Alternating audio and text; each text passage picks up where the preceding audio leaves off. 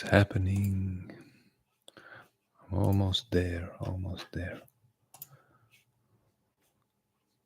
Live. Cool.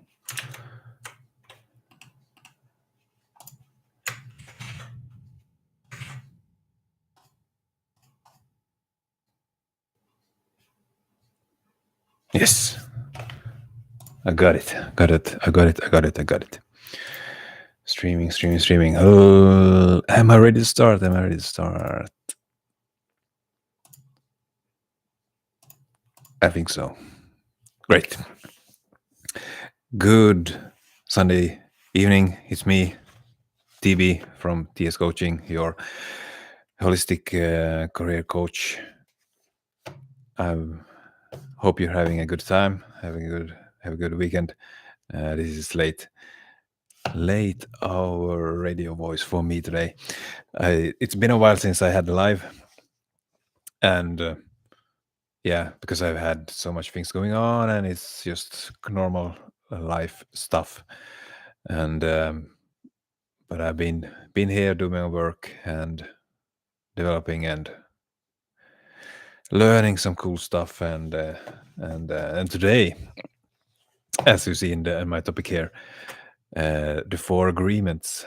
Have I spelled it correct to begin with? Yeah, I have. And this is a famous book, and which I also put a text from Wikipedia here in the description. It's a book by Don Miguel Ruiz, and from 97, and it has sold 12 million copies in the US and been translated into 48 languages worldwide. And that could mean that the book is really good, something that has sold that much and been translated to that many languages. But apparently not, as you see from the title. I freaked out when I read this book. I don't see the point I don't understand why this book has got this much praise and good feedback. I really don't know. And it's it is also like a love and hate book, because I looked at some reviews of this book, and they were like 4 or 5 stars and 1 stars reviews, and I clearly understand and see why it might be so that people have that opinions about this book.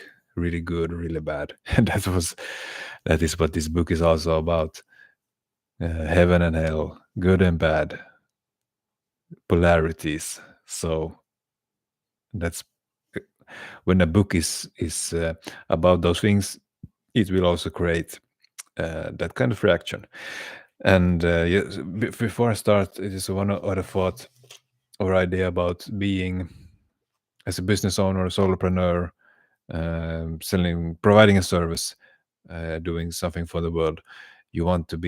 Many believe that you want to be polarizing, that you want to split people to either love you or hate you about the things you talk about, the way you do it, and your values, your view of life and everything. And yeah, I was thinking about that. Do I want, like, how can I be that way, that I'm either for or against something, people love me or hate me, and then do I really want that? Maybe, but how can I do it? How can I find, like, already probably when the way I do it, about personal development, about psychology, about behavioral science, about all of stuff, that is already polarizing, because some people are like, just don't want to hear one word about those things. They are like really afraid, or they just don't simply like it, and they just have all those kind of prejudices about what personal development is, and psychology also. Psychology is kind of a new science, so it's not been around for so long. Many people are afraid of that and misunderstand it and everything like that. And maybe I'm already polarizing. So, but you should do it even more, so that, because if you are in the middle, people might like you, but you don't create any feelings, you don't create any actions, you don't make people to take a direction or take a stance for something. And of course, everyone wants to be liked.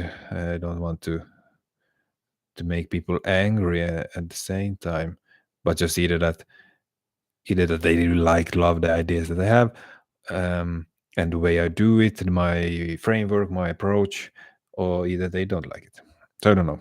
What do you think about polarization in business? That should you try to please all or a certain niche, or should you just be like open with and really try to make to make create strong feeling, to maybe wake or create strong feelings in your audience. That's really what you want. Hmm. Hmm. And then again, the second thing, I have been really busy, or this year I'm all about doing fun things. What's fun? Because I have realized I have forgot about that. For many years, I just doing the same attitude, the same interpretation, everything. You're just doing the same thing, more of things that keep me in control, keep me from doing what I'm good at, what I'm used to. But I have forgot, like, to do things that I like, or just having other type of brain activity than what's normal for me. For example, when I was younger, I could often watch TV, movies, even on my own, like whole movies on my own. But the last 5 years, I have not been able to do that, really, because I feel so uncomfortable and nervous and everything. It's not only for that I have the thought to keep the attention on the movie, but it's something else. But now I it's I'm allowing myself to do that, like to just watch TV, watch a movie, listen to music, and not being productive, not being active, not exercising my body and my mind all the time, because that's something that I have had, like a perfectionism, control. I need always to do something, be busy, use my like the prefrontal cortex and other parts of my brain, and which is like also saving or focusing your activity on something, and that is actually making your energy levels better. if you if you if you just sit and try to think of nothing at all, you actually have more brain activity than if you're focusing on some certain thing, some sort like a uh, exercise to do, some problem, mathematical problem example, or a mantra that you sit and meditate on. You actually have a focused activity, then that's focus training. But if that's they have tested that and seen in science, in the brain activity, that if you just try and sit and do nothing, say, to think of nothing at all, your brain actually goes into hyper mode and just throws a lot of thoughts and ideas to you. So that's why you shouldn't, like, just try to meditate and do nothing at all, because it doesn't really work. You let your focus go back and forth, and you go back to your breathing. But it's not it's surprising that by not sitting still, trying to have a calm mind, and then you actually have a really big more brain activity than if you are focusing on a certain task. So just, yeah, if you want to relax, get away from burnout and everything, for example, you shouldn't just do nothing, because that will actually raise your brain activity. but that's of course what you need to do also at first, just simply uh, recovering. So that's about that. That's what I'm doing more fun this year, which means that things like, yeah, I'm behind with a lot of stuff. If you're waiting for my message, probably not the best way to reach me is on social media, and like LinkedIn, Facebook, email. Call me if you want, if you need to reach me, or on my priority email, which just only a few of you got. And on Instagram, I'm not on Instagram at the moment. So although I put like my on my feed, or the daily, I don't know what's it called in English, the daily happening, daily post. I don't remember now. I put it like through Facebook. So yeah, that's about that. Let's go to the book, The Four Agreements by Don Miguel Ruiz. And I was really surprised when I read this book. I have it there in this kind of print format.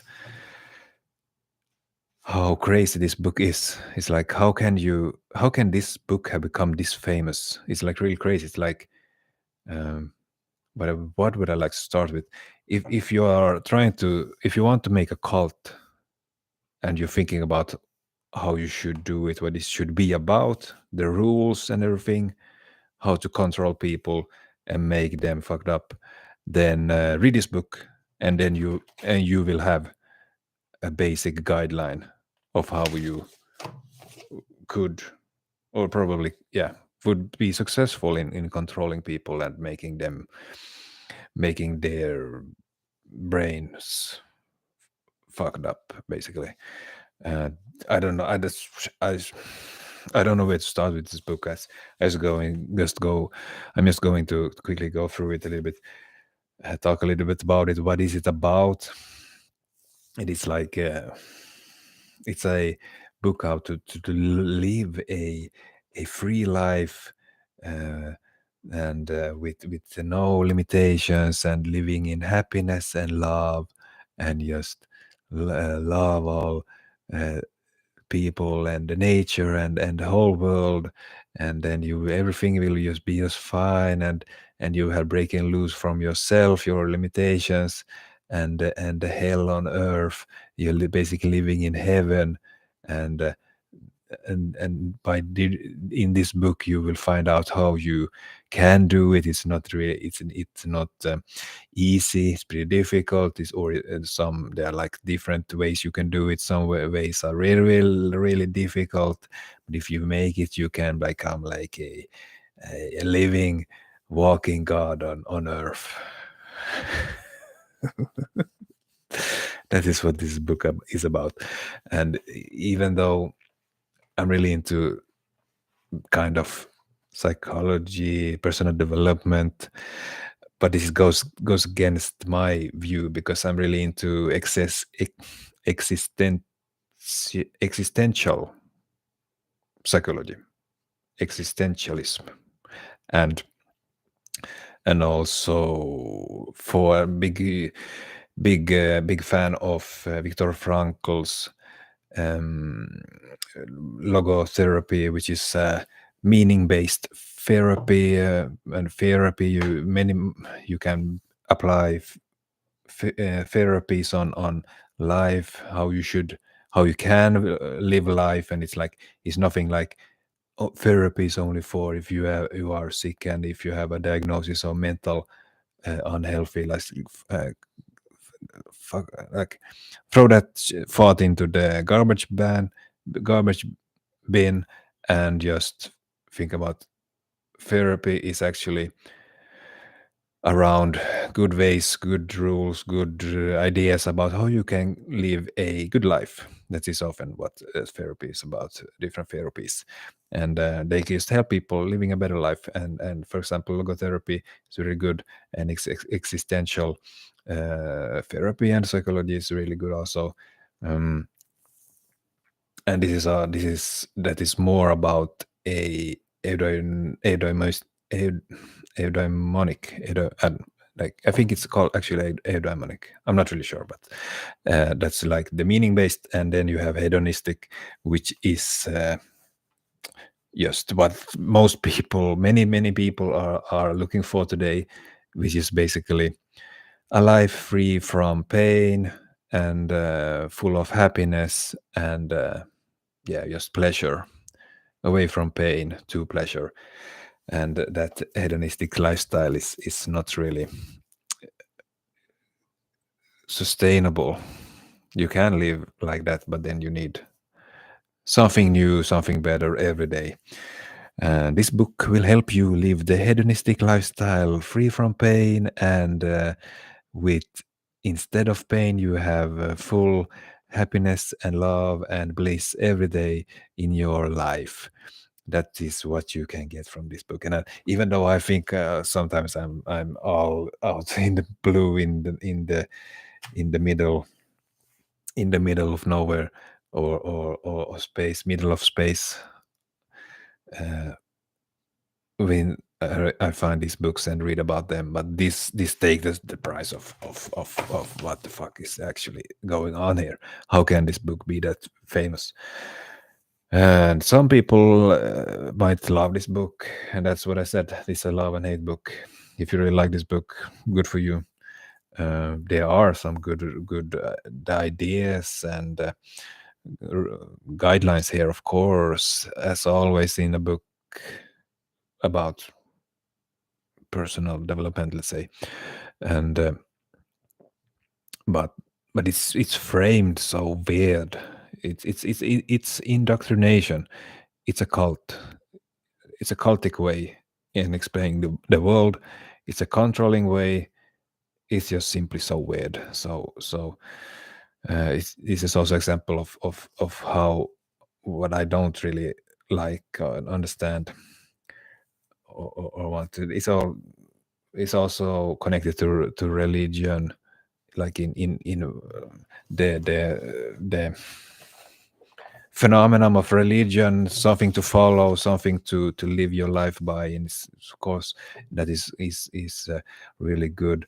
But then they picture it like good and bad, heaven and hell, and I will just short little bit explain about what it is. Like it starts with the Toltecs. The Toltecs are like ancient people that have like they are women and men of knowledge. They know how to manage in this world, and they have some secret knowledge that they can that they share and live by, and goes through generation to generation.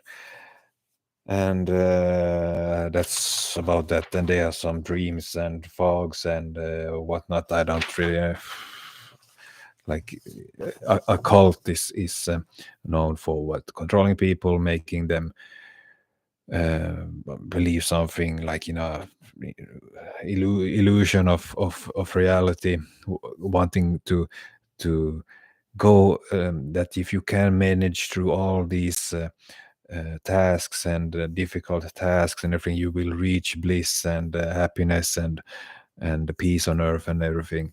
And then you cannot, like they are so smartly delivered, so that it's like you cannot argue with them. You just have to be of the same opinion. If you are not of the same opinion, you are like still like sleeping. You are not aware of what's happening, and it always everything surrounds this idea, and that some people are aware and not aware. And it's like I understand how a cult is from the outside. It's a difficult to realize that you are in a cult when you're in it, but it's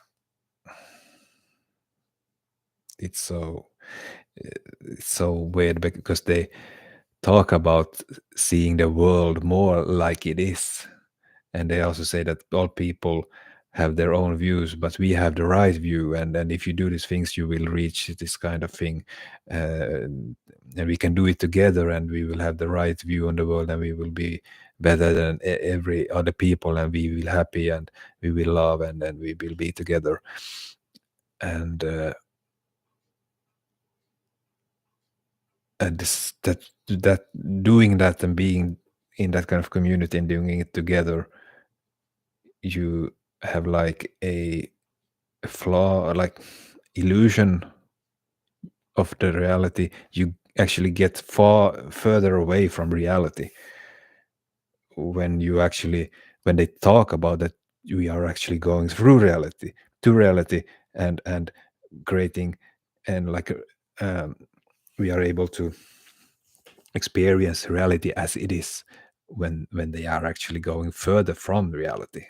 It's so weird, so weird. It's like something that I would really like to help people with, people that have been in cults, want to get back to reality, and yeah, want to live a normal life, a real life after that, because nothing that the cults says are actually right. They are, they have can have a good foundation, or the techniques and everything might be good, but as in this book, the foundation, what is everything is lying on, is really weird and strange. So I will. What else? What does it continue with? Domestication. They talk about domestication of humans. Of course, we are animals. I agree with that, and we have been domesticated. But I don't see the last couple of 100 years as domestication that's happened like 100,000 years ago. The last 10,000 years we have been like domesticated, and we go, then we go fight that. Should we like be more like I don't know, in nature, natural animals, I don't know. Domestication, it's a weird word. I have like, I haven't thought about it like this way, and I think it's really strange and weird and everything. So yeah, it's something about dreams and something about shadows, and we have an attention.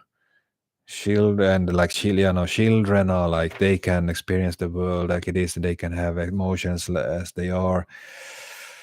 And when you grow up, you learn a lot of limitations about yourself. And then there's something about that. Most people are saying bad things to each other. They are using emotional poison on others, and then you are tricked into believing that, and then you start thinking bad about yourself, and that that thing that people are doing by talking with others in with the emotional poison is black magic. And that way you will live in hell. Most people live in hell before they have learned the knowledge of the Toltecs. And when they start practice, when they get aware and start practicing, they go from hell to heaven on earth, and they start using white magic. That is basically handling your emotions and practicing love and compassion, and that's basically it. Uh, and I just thought, when I read this, it says from the beginning, and I was like, what the hell is this? Is this for real?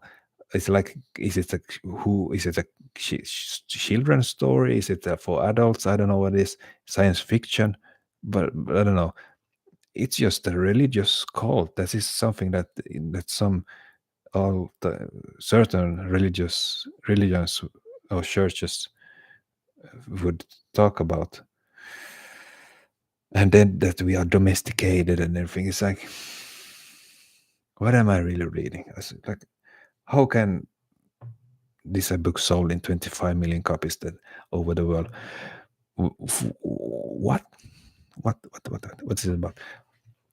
And okay, you can ignore this beginning, ignore this view of the world if you want. Then if you like, then you go to the what you how you can handle it, and then they from that they have the four agreements how to get out of this hell on earth into heaven on earth, because nothing changes, you just change your view of everything, and then you just people can't use their black magic and poison you with their emotions or stuff like that. uh, and it's like real, this is like only speculations and philosophy. There's nothing about science here, like how the human mind works. It's just that this is ancient old knowledge that this has been known. It's like, yeah. So what if, even though something is really really old, many thousand of years old, doesn't make it many better or more right than anything else? Like what it's a flawed argument, but it's an argument easy to understand. Same as that something is really really famous. It's just using different kinds of biases to help us think, or yeah, that's about it. And then we let how we grow up in our families, how they say that, because if you hear that you're a bad person, then you start believing that, and then you stop doing things, and then you should change it to something good. That you hear that people say that you're good. It's like you go from one way to the other, from negative to positive. It's like you it's both are bad to say, to to judge people, to make comments. You are good, you are bad, you did this well, you did this badly. They are both the same, because then you start looking for other people's uh, like comments, appreciation, evaluation of you. So both are bad. It's like there's neutral. It's like you could either, instead of saying that you are good, look good, did well, you could say, I saw this was important for you. I like your effort, good effort. You tried well. You performed.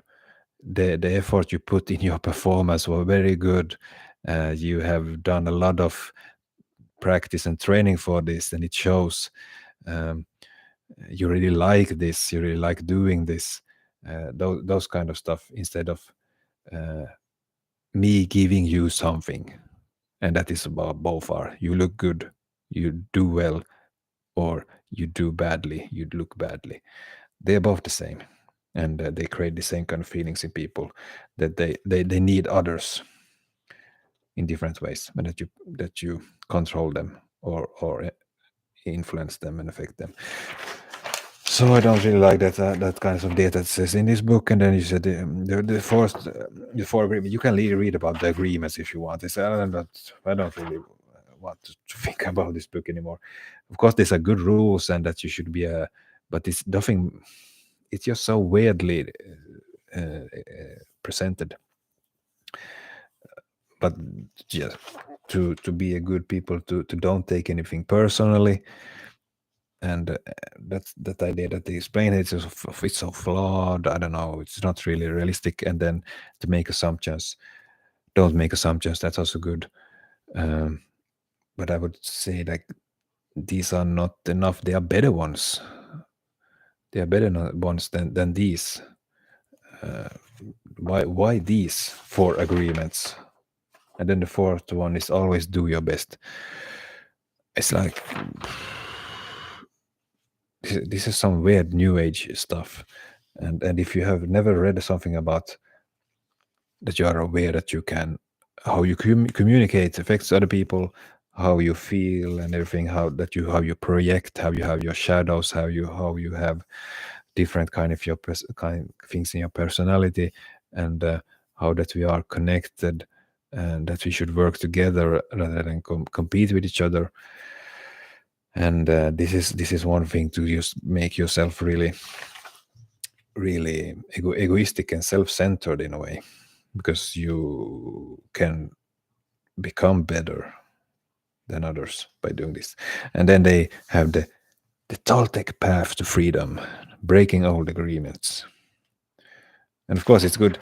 Everyone has their limiting beliefs, and that first step is to become aware, and then you develop self knowledge and self insights, and start working to get again towards your goals and what you want to achieve, and how you see yourself, and where you want to be in 5, 10 years, 20 years. And then that you think about your habits, like start practicing them. And because it's not like you choose one day that, okay, this is what I want to take out and this is what I put in, because I am so aware now of myself. It doesn't work like that. And that is like also like a simplistic idea that this book is laying on. Hmm. I don't. I try to understand this book, and maybe this author is a cult leader. I don't know, or have some cult experience or some kind of, I don't know. It's meant to be like a neutral and supporting, helping book, but I don't know. And I also need to talk this through to sort of my mind and just leave it behind, because yeah. And also to share it about this, so that in case you haven't read this book and someone reads it and then they just think that this is a really good idea. But of course it's up to you to decide. But this can be explained in much better ways than in this one. This has nothing to do with science or experience, good experience, and he's probably just made this up. Or maybe they are like this ancient knowledge. But yeah. And then they talk about the judge and the victim.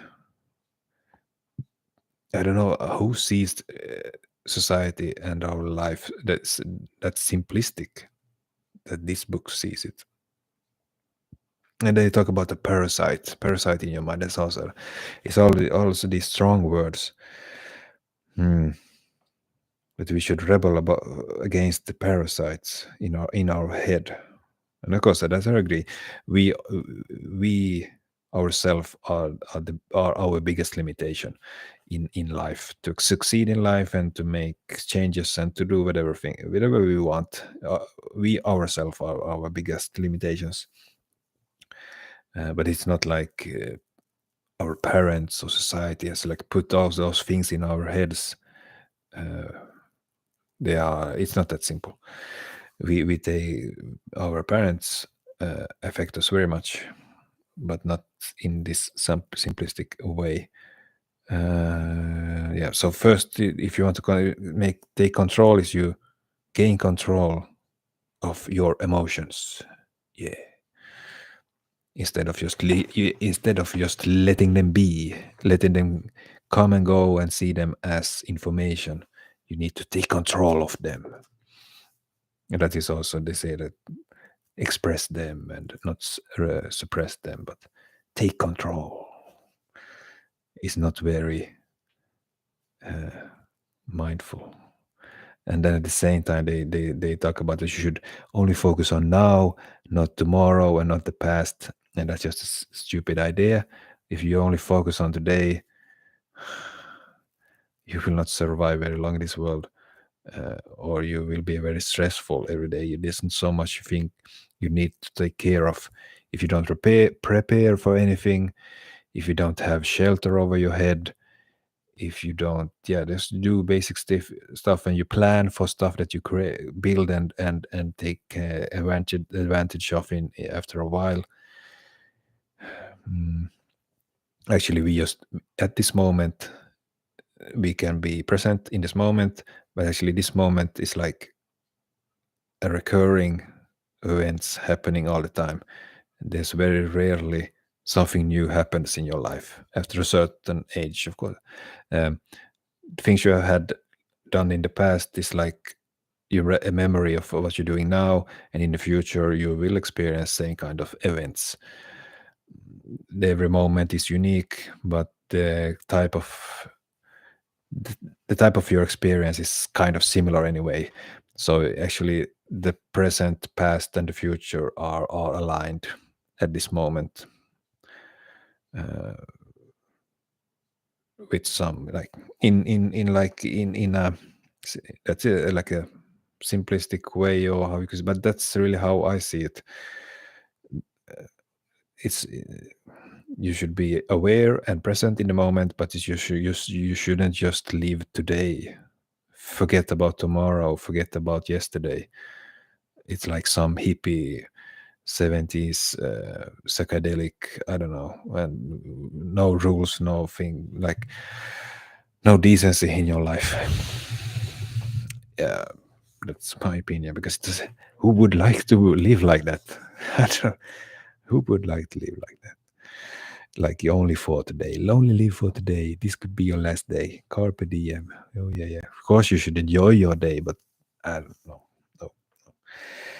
Mm, yeah, I don't know. I don't see any point in talking about more about this. What else do we meet? You should meet your demons. Yeah, of course.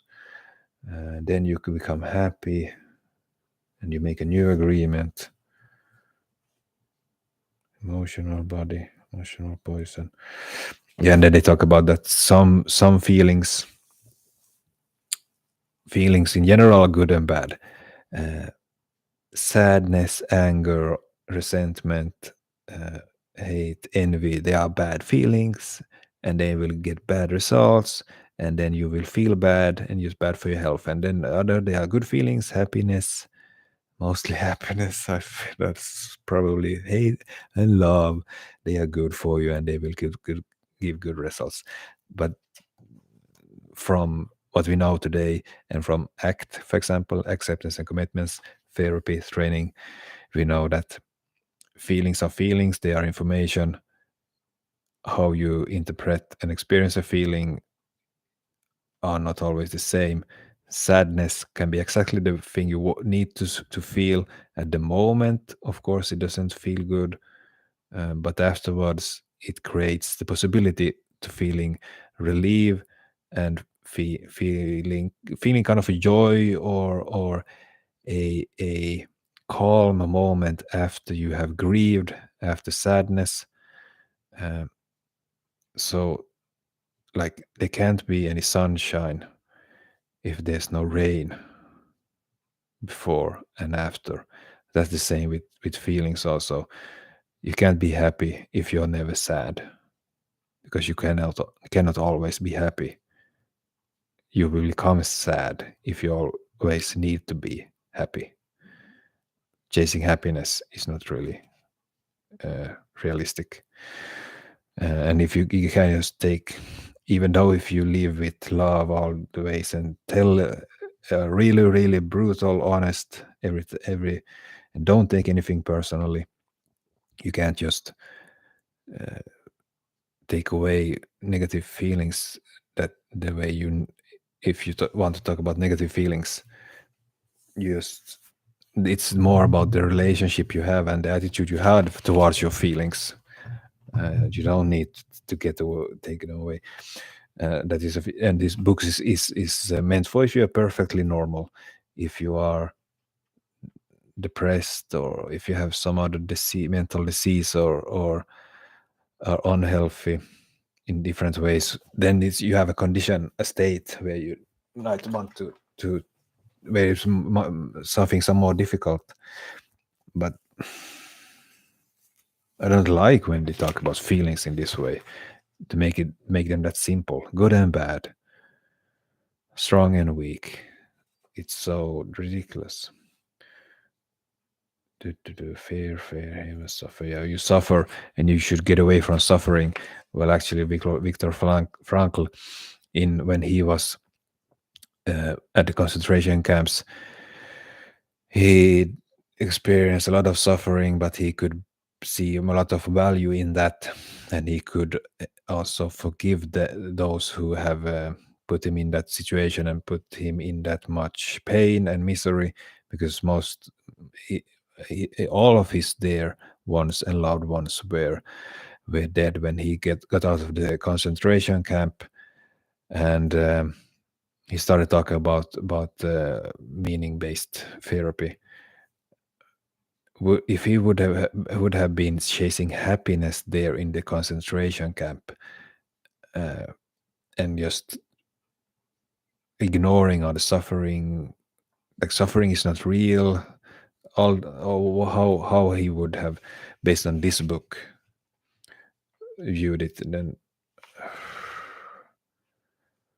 I don't know, he wouldn't have survived for long. And he also explains different examples of people that didn't survive for long, or just had, because of different views on attitudes, but he managed. Of course, that was his way, but he was in real misery.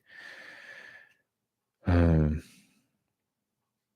so it's not like you don't have to get away from that, and that is what apparently the most people are trying to do with all the uh, opioid crisis in USA and drugs overall, all around us.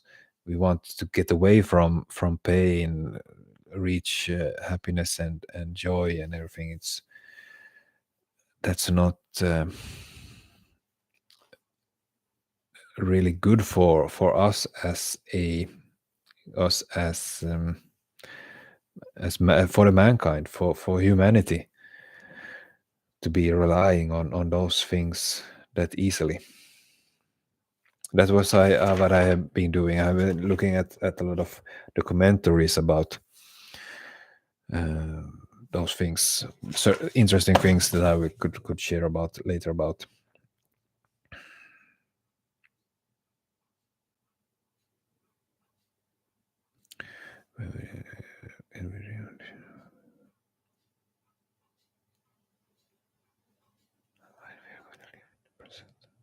Yeah, and it's like also pictured in this way that if you think about the future, it's a burden, and also about the past, the past is a burden. But that's really depends on how you look at the past and the future. It's it's based on this flawed idea that people are the same, and that the author believes this and generalizes this to all people. It's very strange, because you can see patterns and everything, but to live in the present is that would be the only way. And you can and then it says, you being in love is like being in bliss. You're floating in the clouds. You're perceiving love wherever you go. It is entirely possible to live this way all the time. It is possible because others have done it, and they are no different from you. They live in bliss because they have changed their agreements and are dreaming of a different dream. And if you really, really want to live in a different dream and want to live in bliss, you don't care about that this is nonsense. Uh, being in love, being in bliss all the time. You just want that. You want that, and you just follow it. Okay, yeah, I do whatever. If I only can, if there's a possibility that I can reach this, and then you are caught in the cult of happiness, or happiness new age of the advanced people in this in the next world society or something. Oh, we're not better to do inner peace. Choose to suffer. You choose to suffer, as same as you choose to love, choose to be happy. Um, read Viktor Frankl's book, and that one will be much better than this one.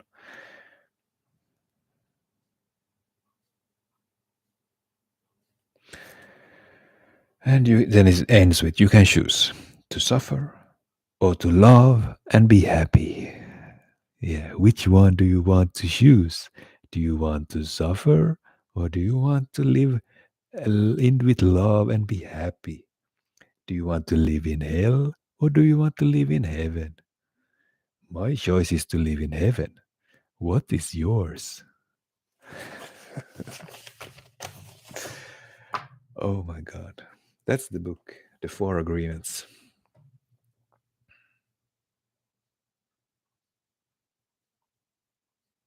How you control people and make a cult. Possibly a cult. I don't say that this book is a cult. Maybe it has been created a cult around it because there's a lot of groups and everything and workbook and everything about this book that a lot of. Mm. Oof. But there you have it. Read it if you want. It's up to you. Make your own understanding, own opinion. It's up to you, man. You got to make your own choices. Everyone got to eat and live their life as they want. I just want to point out the flaws, possible flaws, and which things are connected to studies, science, reality, and which are more like in a, what do you say, philosophical spectrum.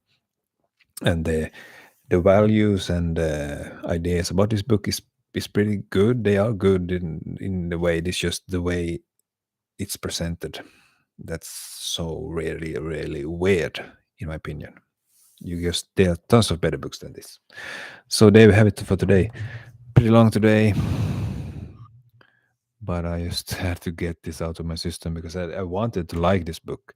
I have thought about reading it for a long time, and when I read it, I was so surprised, to say the least.